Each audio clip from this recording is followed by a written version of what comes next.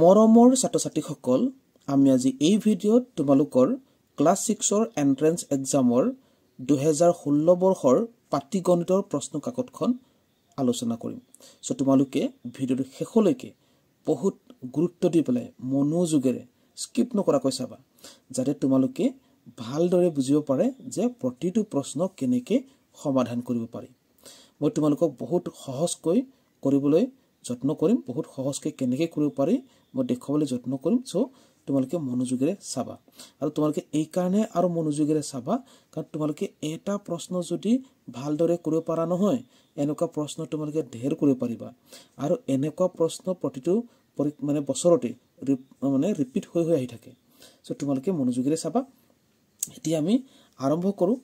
ইয়াত চোৱা, প্ৰথম প্ৰশ্নত তোমালোকে কি দেখিছা? ইয়াত কৈছে যে 8, 8.8, 8.808 আৰু 8.008ৰ যোগফল।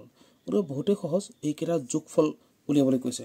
গতিকে যোগফল উলিয়াবৰ কাৰণে ফাৰ্ষ্ট আমি কি কি দিয়া আছে কেইটা পাতি লওঁ। আমি থিয়কৈ পাতিম হা। প্ৰথমতে 8 আছে, আমি 8টো ইয়াতে পাতি লওঁ। চোৱা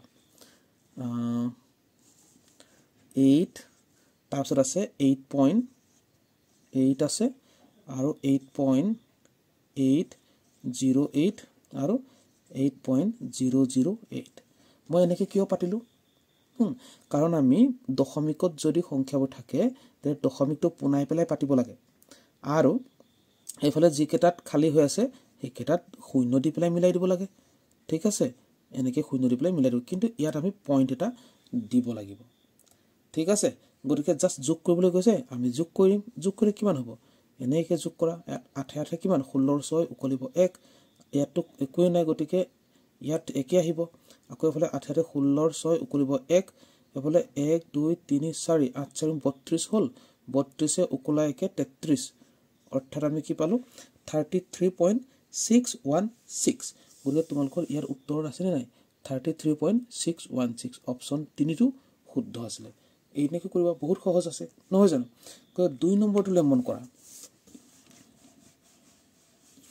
2 নম্বৰত কি কৈছে চোৱা, এই 16 সমস্ত 3/2 শতাংশৰ সমান হ'ল, মানে ইয়াৰ সমান এইটো কোনটো? এইটো কেনেকৈ কৰিব লাগে চোৱা, বহুত সহজ। ইয়াত এইটো এনেকৈ কৰিব লাগে। মই এইটো ভাঁজ কৰি লৈছোঁ হা। কুৱেশ্যন পেপাৰখন আমি ভাঁজ কৰি লওঁ এনেকৈ। ঠিক আছে, তেতিয়া আমি কাষত কৰি যাবলৈ সুবিধা পাম। চোৱা, এইটো হৈছে আমাৰ 16 সমস্ত 3/2 শতাংশ। তোমালোকক মই আগতেই কোৱা হৈছে, শতাংশ দেখিলে শতাংশ চিনটো নাইকিয়া কৰি দিবা, তেতিয়া ইয়াৰ মানটো পাই যাম। চ' শতাংশ চিনটো নাইকিয়া কৰিবৰ কাৰণে কি কৰিব লাগিব? সদায় আমি 100ৰে হৰণ কৰিব লাগে। চ' আমি 100ৰে এনেকৈ হৰণ কৰি দিলোঁ। ঠিক আছে, হৰণ কৰিলে তোমালোকে তলতো দিব পাৰা, একো কথা নাই, বা এনেকৈ দিলেও একো কথা নাই। চ' এইটো তোমালোকে মিশ্ৰ ভগ্নাংশটো ভাঙি পেলোৱা। মিশ্ৰ ভগ্নাংশটো ভাঙিলে কিমান হ'ব? 3 16 48, 48 2 50। আমি কি কৰিলোঁ গম পালানে? এইটো আৰু এইটো পূৰণ কৰিলোঁ, কি পালোঁ? 48 পালোঁ, আৰু এইটোৰ লগত যোগ কৰি দিলোঁ, আৰু আমি ওপৰত লিখি দিলোঁ। ঠিক আছে, এই গোটেই মানটো আমি এনেকৈ বহুৱালোঁ, আৰু এই হৰণ চিনটো পূৰণ কৰি দিম, তেতিয়া এনেকৈ আমি উল্টা হৈ যাব 100টো। এতিয়া কটাকটি কৰি দিয়া, এইটো 0 গ'ল, এইটো 0 গ'ল। 5ৰে 10ক দুবাৰ। চ' তলত কি পালোঁ আমি? তলত 3 আৰু 2 পালোঁ। 3 আৰু 2 কি হৈ আছে? পূৰণ হৈ আছে, সেইকাৰণে 3 2 6 হ'ব। ওপৰত কেৱল 1 আছে। ঠিক আছে, গতিকে কি পালোঁ? ইয়াত চোৱা, এইটো অপশ্যন 1টো ওলাই আছে। গতিকে এইটো শুদ্ধ উত্তৰ। এনেকৈ কৰিব লাগে। চ' নেক্সটটোলৈ মন কৰিবা। চোৱা কেনেকৈ কৰিম। নেক্সটটো চোৱা, কৈছে যে এজন দোকানী 30 টকাকৈ 1 ডজন কণী কিনিলে, আৰু 3.50 টকাকৈ প্ৰতিটো কণী বেচিলে। তেওঁৰ প্ৰতি ডজনত লাভৰ শতাংশ হ'ল। তোমালোকে ভালদৰে বুজিলানে বাৰু? কৈছে এজন দোকানী 30 টকাকৈ 1 ডজন কণী কিনিলে, 1 ডজন, অৰ্থাৎ 12টা। 1 ডজন মানে কিমান? 1 ডজন মানে হৈছে 1 ডজন ইকুৱেল টু 12টা। 12টাত কেইটকা? 12টাত 30 টকা। 12টাত 30 টকা, অৰ্থাৎ 1 ডজন কেইটকা গ'ল? 30 টকা গ'ল। কিন্তু তেওঁ কি কৰিলে? 3.50 টকাকৈ প্ৰতিটো কণী বেচিলে। এটা কণী কেইটকাকৈ বিকিম এতিয়া? 3.50, অৰ্থাৎ 3.5 টকাকৈ বিকিম। তেতিয়া কেইটকা পাম আমি? কি কৰিম? কণী কেইটা আছে? 12টা আছে। 12টা কণীক যদি আমি 3.50 টকাকৈ বিক্ৰী কৰোঁ কেই টকা পাম আমি পূৰণ কৰি দিম ঠিক আছে কেনেকৈ পূৰণ কৰিব আছে ইয়াত 12 এফালে 12 আৰু 3.50 অৰ্থাৎ 35 বুলি পূৰণ কৰা পইণ্টটো নাই বুলি পূৰণ কৰা ওকে তেতিয়াহ'লে কি হ'ব 5 2 10 0 উকলিব 1 5 2 5 উকলাইকে 6 আকৌ 3 2 6 3 2 6 3 1 3 কিমান পালো আমি পালো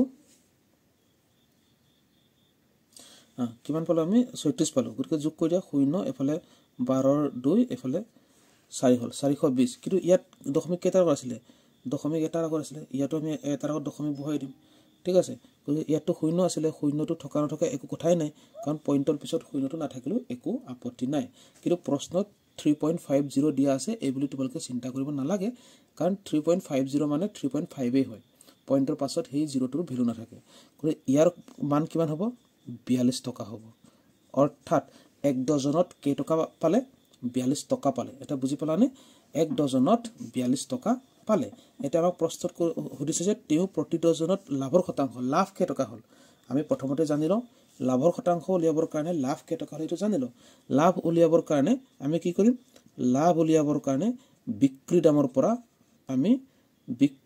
আমি কি কৰিম বিক্ৰী দামৰ পৰা আমি কিনা দাম বিয়োগ কৰিম কিনা দাম বিক্ৰী দামৰ পৰা আমি কি কৰিম কিনা দাম বিয়োগ কৰিম এটা বিক্ৰী দাম কিমান আছিল বিক্ৰী দাম হৈছে 42 টকা ঠিক আছে আৰু কিনা দাম কিমান আছিল 30 টকা কিনা দাম 30 টকা এতিয়া লাভ কেই টকা হ'ল লাভ হ'ল 12 টকা লাভ কেই টকা হ'ল 12 টকা হ'ল এটা লাভৰ শতাংশ উলিয়াবৰ কাৰণে কি কৰিব লাগিব ঠিক আছে তোমালোকক বেসিক কনসেপ্টৰ ভিডিওবোৰ বনাই দিয়া আছে তোমালোকে যদি চোৱা নাই চাই লব পাৰিবা তেতিয়া বহুত সহজকৈ এইবোৰ বুজিব পাৰিবা ঠিক আছে সো এটা লাভৰ শতাংশ উলিয়াম আমি ইয়াতে আমি চোৱা লাভৰ শতাংশ উলিয়াবৰ কাৰণে আমি সদায় কি কৰিম কিনা দামটো আমি তলত বহাম তলত আমি কিনা দাম বহাম কিনা দাম কেই টকা 30 টকা ঠিক আছে আৰু ওপৰত বহাম আমি লাভ কেই হ'ল 12 টকা আৰু আমি 100 ৰে পূৰণ কৰি দিম এনেকৈ আমি লাভৰ শতাংশ উলিয়াও গৰে কথা কৈ দিয়া 3 এইটো 0 এইটো 0 গল 3 ৰে 4 বাৰ গল 12 গতিকে ওপৰ 4 থাকিলে এফালে 10 থাকিলে 4 10 গুণ 40 কিমান লাভ হ'ল তেতিয়া হলে 40% লাভ হ'ল তেতিয়া ইয়াত তোমালোকে উত্তৰ দেখিছানে তোমালোকে 40% এইটো উত্তৰ 40% ওকে এনেকৈ কৰিব লাগে সো নেক্সট চাও নেক্সট প্ৰশ্নটো কি আছে চোৱা এটো আমি জাস্ট মুহাই লৈছো কৈছে যে এজন কৃষকে বেংকৰ পৰা 40,000 টকা প্ৰতি বৰ্ষ 3% সৰল সুতৰ হাৰত ঋণ লয় তেও 42,700 টকা দি ঋণ পৰিশোধ কৰিলে কৃষকজনৰ ঋণ পৰিশোধ কিমান বছৰ কৰিব মানে কিমান বছৰ লাগিব বুজিব পাৰিনে তোমালোকে ভালকে বুজি লোৱা কৈছে কৃষকজনে 40,000 টকা বেংকৰ পৰা ঋণ লৈছিলে মানে ধাৰ লৈছিলে লোন লৈছিলে গম পালানে আৰু প্ৰতি বছৰত 3%কে সুদ দিব লাগে তাৰ পিছত তেও 42,700 টকা দি ঋণটো পৰিশোধ কৰিলে গতিকে আমাক সুধিছে যে তেও 3%কে যদি প্ৰতি বছৰে সুদ দিয়ে আৰু 42,700 টকা যদি দি পেলাই মানে পৰিশোধ কৰে তেতিয়াহলে কেই বছৰত পৰিশোধ কৰিলে অৰ্থাৎ আমি n উলিয়াব লাগিব সময় উলিয়াব লাগিব ঠিক আছে n বা t আমি জানো ফৰ্মুলা এটা আছে তোমালোকে নিশ্চয় জানা নাজানিলে একো চিন্তা কৰিব নালাগে আমি ইয়াতে কৰিম সো ইয়াত কি দিয়া আছে আমি চাই লওঁ ইয়াত আমাক 40,000 দিয়া আছে 40,000 কি হ'ব 40,000 টো হ'ব আমাৰ মূলধন মানে p 40,000 ঠিক আছে 40,000 টকা আৰু ৰেট অফ ইন্টাৰেষ্ট অৰ্থাৎ কি হ'ব 3% 3% আৰু PRT বুলি ধৰিব পাৰবা n বুলি ধৰিব মই t এ ধৰিছো ঠিক আছে এটো ক্যাপিটাল লেটাৰ লিখিছো PRT t মানে আমাক উলিয়াবলৈ কৈছে কিন্তু এই 42,700 টো কি বস্তু হয় 42,700 টো হৈছে সবৃদ্ধি মূল অৰ্থাৎ আমি a বুলি ধৰিলো a মানে হৈছে 42 আৰু 700 ইয়াতে কি আছে ইয়াতে আমাৰ সুদটো সোমাই আছে কিয় সবৃদ্ধি মূল মানে কি হয় সবৃদ্ধি মূল মানে হৈছে মূলধন আৰু সুদ অৰ্থাৎ a যদি আমি সবৃদ্ধি মূল ধৰো তেতিয়া হলে মূলধন কি হ'ব p প্লাস si সো ইয়াত সবৃদ্ধি মূল মানে 42,700 টকা ইয়াতে আমাৰ মূলধনো সোমাই আছে তেতিয়া বাকি টকাটো কি হ'ব সুদ হ'ব si হ'ব সৰল সুদ গতিকে মূলধন কিমান 40,000 গতিকে ৪২,০০০ পৰা যদি ৪০,০০০ আমি নাইকিয়া কৰি দিওঁ মানে বিয়োগ কৰি দিওঁ তেতিয়াহ'লে কি পাই যাম ASI পাই যাম ঠিক আছে কাৰণ সবৃদ্ধি মূলত মূলধন আৰু সুদ লগ লাগি থাকে মূলধনটো যদি বাদ দি দিওঁ তেতিয়াহ'লে আমি সুদটো পাই যাম গতিকে আমি ASI উলিয়াবলৈ হ'লে আমি কি কৰিম ৪২,০০০ পৰা ৪২,৭০০ পৰা আমি ৪০,০০০ বিয়োগ কৰি দিম তেতিয়াহ'লে কি পাম তেতিয়াহ'লে আমি পাম ২,৭০০ টকা এই ২,৭০০ টো কি হ'ব আমাৰ সৰল সুদ হ'ব তেতিয়াহ'লে আমি সৰল সুদৰ ফৰ্মুলাটো লগাই পেলাই কিমান বছৰ লাগিলে এই সুদটো পৰিশোধ কৰিবলৈ আমি উলিয়াই পেলাম সো আমি জানো যে ASI ইকুৱেল কি বুলি জানো PRT ডিভাইডেড বাই 100 বুলি জানো এটা আমি কি উলিয়াব লাগিব আমি উলিয়াব লাগিব T উলিয়াবলৈ হ'লে T টো ৰখাই দিয়াৰ লগালগ T ৰ লগত পূৰণ হৈ থকা P আৰু R মানে তললৈ গুচি আহিব সো T টো ৰখাই দিয়াৰ লগালগ P আৰু R তললৈ গুচি আহিলে PR আৰু বাকি দুটা ওপৰলৈ গুচি যাব এনেকৈ হা এটা মান কেটা বহাই দিয়া মান কি আছিলে SI কিমান পাইছিলো আমি SI পাইছিলো ২৭০০ টকা গতিকে ২৭০০ টকা দিলো পূৰণ আছিলে 100 আৰু তলত P মানে কি হয় P মানে হৈছে ৪০,০০০ আমি ইয়াত বহাই দিলো ঠিক আছে আৰু ইনটু R মানে কি হয় R মানে 3 হয় গতিকে ইয়াত 3 দিলো এটা কটাকটি কৰি দিয়া ইয়াৰ 3টা শূন্য কাটিলো ইয়াৰ 2টা শূন্য ইয়াৰ এটা শূন্য আৰু ইয়াৰ এটা শূন্য ইয়াৰ এটা শূন্য কাটিলো তো ইয়াত 3 ৰে ২৭ক 9 বাৰ 3 ৰে ২৭ক 9 বাৰ দিলো অৰ্থাৎ তলত কি থাকিলে তলত থাকিলে আমাৰ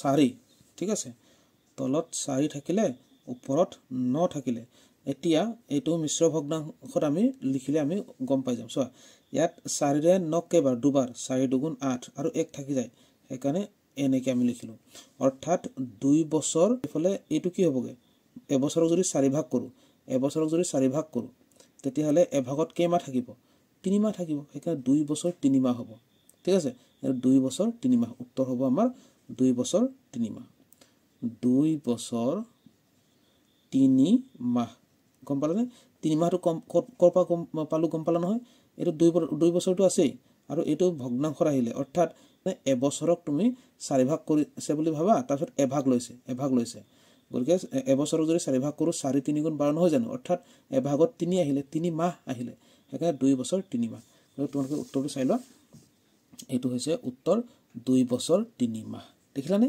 এনেকৈ কৰিব লাগে সো নেক্সটটো কৰো আমি এতিয়া চোৱা তোমালোকে ইয়াত নেক্সটটো কি পালো কৈছে যোৱা যদি 1/1.859 ইকুৱেল টু 0.5379 হয় তেন্তে ইয়াৰ মান কিমান হ'ব ঠিক আছে বহুত সহজ এনেকৈ টান যেন লাগে কিন্তু বহুত সহজ আছে চোৱা প্ৰথমতে এইটো পাতি লওঁ ইয়াত আছে চোৱা 1/1.859 ইকুৱেল টু কি দিয়া আছে 0.5379 দিয়া আছে আৰু এতিয়া আমাক উলিয়াবলৈ কৈছে 0.00189 এফালে ইকুৱেল টু কিমান গতিকে চোৱা একেবাৰে সহজ কেনেকৈ কৰিম চোৱা এই বস্তুটো এবাৰ আমি লিখি লওঁ ইয়াতে উত্তৰটো উলিয়াবই পাৰোঁ হা কিন্তু এই বস্তু এবাৰ লিখি লওঁ চোৱা 1/1.859 ইকুৱেল টু আহিব সৰি 0.5379 সো ইয়াত আমি কি কৰিব লাগিব ইয়াত আমি কৰিব লাগিব দশমিক আগলৈ লৈ যাব লাগিব দশমিক এফালে আগলৈ লৈ আহিব লাগিব যেহেতু ইয়াত চোৱা কেইটাৰ আগত আছেগে 1 2 3 তিনিটাৰ আগত আছেগে ইয়াত তিনিটাৰ আগত দশমিক আনিবৰ কাৰণে আমি কি কৰিম ঠিক আছে আমি কৰো যে দশমিক উঠাবলৈ হলে তলৰ দশমিক উঠাবলৈ ওপৰত শূন্য দিও আৰু ওপৰৰ দশমিক উঠাবলৈ তলত শূন্য দিও কিন্তু এটা আমি কি কৰিব লাগিব দশমিক বহুৱাব লাগিব দশমিক উঠোৱা মানে এনেকৈ পিছলৈ যোৱা কিন্তু দশমিক বহুৱা মানে এফালে আগলৈ যোৱা ঠিক আছে তোমাক আগতে কোৱা আছে যে যদি দশমিক উঠাব লাগে তেতিয়া তলৰ দশমিক উঠাবলৈ হলে ওপৰত শূন্য আৰু ওপৰৰ দশমিক উঠাবলৈ হলে তলত শূন্য কিন্তু এইটো ক্ষেত্ৰত কি হৈছে দশমিক আমি বহুৱাব লাগিব সো বহুৱাবৰ কাৰণে তলৰ দশমিক যদি বহুৱাব লাগে নহয় তলতে শূন্য দিব লাগিব আৰু ওপৰত যদি দশমিক বহুৱাব লাগে ওপৰতে শূন্য দিব লাগিব গতিকে আমি এনেকুৱা কৰিম চোৱা ইয়াত আমি কেইটাৰ আগত দশমিক বহুৱাম এটা কেইটা আগলৈ যাব দশমিক 1 2 3টা আগলৈ আহিব অৰ্থাৎ আমি ইয়াত কি কৰিম শূন্য 3টা বহুৱাম শূন্য 3টা বহুৱা মানে কি 1000 পূৰণ কৰা গতিকে ইয়াৰ লগত আমি 1000 যদি পূৰণ কৰো 1000 যদি পূৰণ কৰো ইয়াত কি হ'ব ইয়াৰ পৰা 3টাৰ আগত দশমিক গুচি যাব এফালে 9 আহিলে 5 আহিলে 8 আহিলে 1 আহিলে তাৰপিছত 0 0 পইণ্ট আহিলে 0 এনেকৈ আমি লিখিব পাৰোঁ কিয় ইয়াত আমি 1000 পূৰণ কৰি দিছোঁ ইয়াত 1000 পূৰণ কৰি দিয়াৰ লগালগ দশমিক এফালে আগলৈ গুচি গ'ল ঠিক আছে গতিকে ইয়াত 1 আহিলে এফালে কি থাকিলে 0.5379 এইটো আছে এইটো আমাৰ ইনফৰমেশ্যন আছিলে ঠিক আছে গতিকে ইয়াত আমি দশমিকটো আমি এইটো পাইছোঁ আৰু এইটো পাইছোঁ এইটো ইয়াত আমি পাইছোঁ কিন্তু ইয়াত আমাৰ 1000টো ইয়াত কি হৈছে পূৰণ হৈ আছে গতিকে ইয়াৰ পৰা এই 1000 নাইকিয়া কৰিম নাইকিয়া কৰিবলৈ হলে এইটো সমান্তৰাল পিছলৈ পঠিয়াব লাগিব অৰ্থাৎ ইয়াৰ লগত কি হ'বগে ইয়াৰ লগত পূৰণ হ'বগে সেইকাৰণে নেক্সট ষ্টেপত কি হ'ব চোৱা নেক্সট ষ্টেপত হ'ব যে নেক্সট ষ্টেপত হ'ব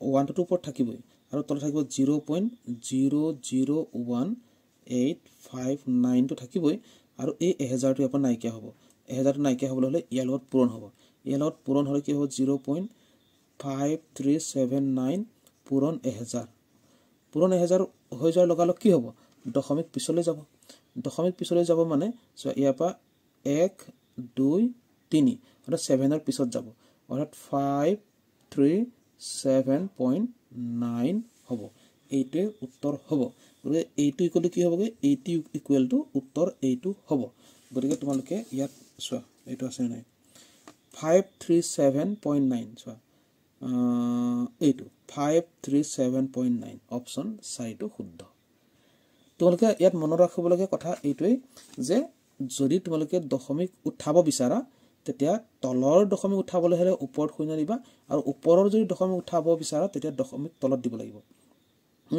আৰু যদি তুমি দশমিক বহুৱাব বিচাৰা তুমি যদি তলত দশমিক বহুৱা তেতিয়া তলতে শূন্য দিব লাগিব আৰু ওপৰত যদি বহুৱা ওপৰতে শূন্য দিব লাগিব কিন্তু কেইটা দশমিক বহুৱাবা সেইটো হিচাপত শূন্য দিম গতিকে আমি ইয়াত 3টা দশমিক বহুৱাইছিলোঁ গতিকে 3টা শূন্য ইয়াত দিলোঁ 3টা শূন্য দিয়া মানে ইয়াত 1000 পূৰণ হোৱা ঠিক আছে দশমিক বহুৱা কথাটো মানে এইটো 10ৰে পূৰণ কৰা 100ৰে পূৰণ কৰা সেই কথাটো বুজি পাব লাগিব সো নেক্সটটো চোৱা এটা চোৱা নেক্সটটো চোৱা সহজ আছে 5ৰ প্ৰথম 5 পূৰণফলৰ যোগ কিমান এইটো প্ৰশ্নটো অকণ গণ্ডগোল আছে 5ৰ প্ৰথম 5 পূৰণফলৰ যোগ কিমান এইটো প্ৰবলেম আছে এইটো আমি নকৰোঁ কাৰণ প্ৰশ্নটো ইয়াত শুদ্ধ নহয় ঠিক আছে সো নেক্সট চোৱা শ্ৰেণী 10 16 20 32 40 64 পিছৰ দুটা পদ ইয়াৰ পিছৰ দুটা পদ উলিয়াবলৈ কৈছে গতিকে আমি যদি চাওঁ এফালে চোৱা এইটো সহজে আছে চোৱা ইয়াত এটা এৰি এটা চোৱা প্ৰথম 10টো চোৱা তাৰপিছত 20টো চোৱা তাৰপিছত 40টো চোৱা এটা এৰি পেলাই আকৌ 16টো চোৱা 20টো এৰি দিয়া 32টো চোৱা 32 চাই পেলাই 40টো এৰা 64 চোৱা অৰ্থাৎ দুগুণকৈ বাঢ়ি গৈ আছে হা 10ৰ দুগুণ 20 20ৰ দুগুণ 40 16ৰ দুগুণ 32 32ৰ দুগুণ 64 গতিকে ইয়াৰ 64 পিছত কি আহিব 40ৰ দুগুণ আহিব অৰ্থাৎ 80 আহিব 80 অহাৰ লগালগ ইয়াৰ উত্তৰ কোনটো আহিলে এইটো ইয়াত 80 এটাতহে আছে গতিকে অপশ্যন 4টোৱে শুদ্ধ উত্তৰ তাৰ 128টো চাবই নালাগে 64 দুগুণ কৰি দিলে আমি 128টো পামেই গতিকে অপশ্যন 4টো শুদ্ধ আছিলে ঠিক আছে সো এটা নেক্সট চোৱা